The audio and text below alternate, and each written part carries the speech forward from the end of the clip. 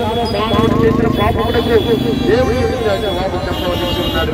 దేవుడి మానవుడు సత్యమును అనుసరించి బ్రతకవలసి ఉన్నదని కానీ దేవుడి డబ్బులు అడగట్లేదు.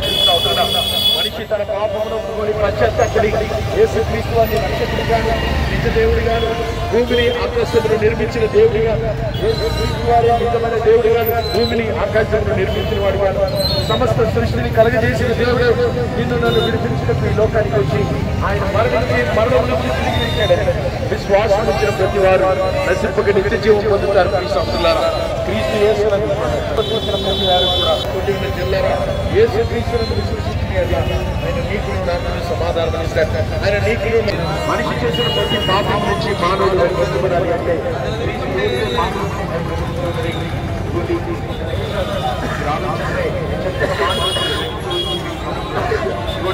మనిషి అనేకమైన పాపములకు బానిసలుగా ఉన్నాడని మనిషి అనేకమైనటువంటి అసత్యములకు బానిసగా ఉన్నాడని ఆయన చెప్తూ ఉన్నది ప్రియ సహోదరుడా.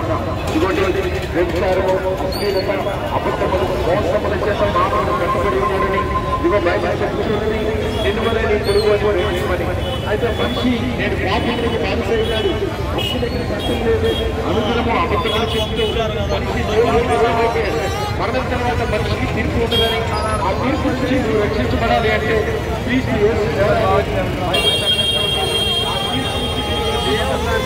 యేసుక్రీస్తు వారి ఆయన ఆకాశంలో భూమి మీద మానవులు రక్షణ పొందినట్టు ఏ నామం అనుకరించబడలేదు. అది యేసుక్రీస్తు వారి నామం. యేసుక్రీస్తు నామం విశ్వాసం ఇచ్చిన వాడు నశింపక నిత్య జీవం పొందుతాడు. క్రీస్తు యేసునందు నమ్మిక ఉంచిన వాడు నిత్య జీవాన్ని పొందుతాడు. ఎందుకంటే యేసుక్రీస్తు వారు ఒకరే ఆయనే మన పాపముల నిమిత్తం మరణించి తిరిగి లేచినవాడు. చూడండి, మనిషి తాగుబోతనానికి మద్యానికి అనేకమైన పాపములకు బానిసగా ఉన్నాడని బైబిల్ చెప్తూ ఉన్నది. అనేకమైన పాపములకు బానిసగా ఉన్నాడు. యేసుక్రీస్తు వారు ఒకరే ఆయన పాపముల నిమిత్తం మరణించి తిరిగి లేచినవాడు. ఆయన విశ్వసించిన వాడు నిత్య జీవాన్ని పొందుతాడు. ఇదిగోండి, మనిషి నీతి క్రియలు వారిని రక్షించాం. మనిషి ఉన్నటువంటి పాపము వారిని పట్టుబడి మనమైతే మంచి పని చేసిన మానవుడి హృదయంలో ఆలోచనలు దారి తప్పిపోతే మానవుడి హృదయంలో ఆలోచనలు దారి తప్పిపోతే మానవుడు సత్యమునకు దూరంగా ఉన్నాడని బైబిల్ చెప్తూ ఉన్నది. ఈ సత్యము నుంచి మిమ్మల్ని ఇదిగోండి, మనిషి జీవితం కష్టమైనది, మనిషి జీవితము ప్రయాస దుఃఖముతోటి ఉన్నది. మానవుడు కష్టము అనుభవిస్తున్నాడు, మానవుడు సమాధానాన్ని అనుభవించట్లేదు. ప్రియ సహోదరుడు ఆలోచించు, మనిషికి నిరంతరము కష్టం ఉన్నది, నిరంతరం మనిషికి దుఃఖం ఉన్నదని బైబిల్ చెప్తూ ఉన్నది. కాబట్టి విడిచిపెట్టి పశ్చాత్తాపడతాడు. దేవుడికి మానవుడు ఇచ్చే డబ్బులు అవసరం లేదు. దేవుడికి మానవుడు ఇచ్చే డబ్బులు మనం అనుకుంటాం దేవుడికి లంచం ఇవ్వచ్చని, దేవుడికి డబ్బులు ఇవ్వచ్చని. దేవుడికి డబ్బులు ఇచ్చి మానవుడు తన పాపాన్ని సమస్త జిల్లారా దయచేసి యేసుక్రీస్తు వారి పాపం విషయమై పశ్చాత్తాపడి క్రీస్తు యేసునందు నమ్మిక ఉంచింది. అట్లా సమాధానము, నిత్య సమాధానము, రక్షణను మీరు పొందుతారు. నిత్య సమాధానము, రక్షణను మీరు పొందుతారని బయట చెప్తున్నాడు. సమాధానమును మీకు ఇచ్చిన యేసుక్రీస్తు వారిలో కనిపించారు. దయచేసి మోసమును, సత్యమును, విచారమును, జోరకుడిని ప్రతి పాపమును విడిచిపెట్టి మానవుడు పశ్చాత్తాపడితే రక్షించబడతారు. యేసుక్రీస్తు వారి వాక్యము దేవుడి యొక్క సత్యం మా దగ్గర వాక్యం ఉచితంగా ఉంది. దయచేసి మద్యమును పాపమును మానవుడు విడిచిపెట్టి పశ్చాత్తాపడాలి. మనిషిని పాపమును విడిచిపెట్టాలి. వ్యభిచారమును, శ్రీలతను విడిచిపెట్టి మానవుడు రక్షించబడతానని బైబిల్ చెప్పుచున్నది. ప్రియ సహోదరుడా, ఇది దేవుడి యొక్క రక్షణ వాక్యము రక్షించున్నది. అయితే మానవుడు సత్యాన్ని అనుసరించట్లేదు. మానవుడు అబద్ధమును ఆధారం చేసుకొని పాపమును ఆధారం చేసుకొని బ్రతికినందున దేవుడి నుంచి దూరమైపోయిన అసత్యంలో మానవుడు బ్రతుకుతున్నాడని బైబిల్ చెప్తున్నది. అందుకే మీ కొరకు ఈ సువార్తను తెలియజేసిన నశించిన దాన్ని వెలుగు రక్షించుటకు యేసుక్రీస్తు వారి లోకానికి వచ్చాడు.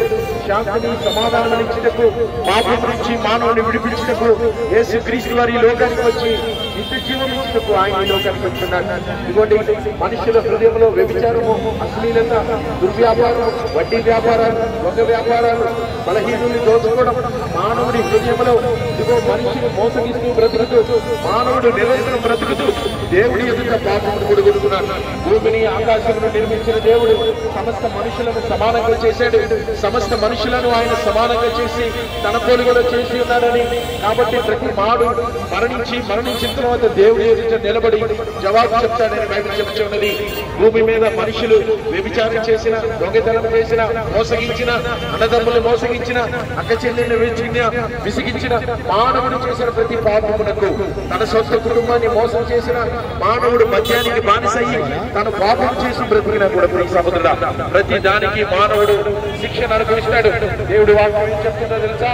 మానవుడు ప్రేమ కలిగి మనిషిని రక్షించడానికి యేసుక్రీస్తు వారి లోకానికి వచ్చాడు. ఇదిగో దేవుడు లోకమును ఎంతగానో ప్రేమించి తన ప్రియ కుమారుడైన క్రీస్తు యేసును మన కొరకు అనుగ్రహించుటకు ఆయనను మన కొరకు పంపించి ఉన్నాడని, ఆయన విశ్వసించిన వాడు నిత్య జీవాన్ని పొందుతాడని బైబిల్ చెప్తున్నది. చూడండి ప్రియ సహోదరుడా, మానవుడు కష్టపడి పనిచేసేది మద్యం జోడించాలి. ఆలోచించండి.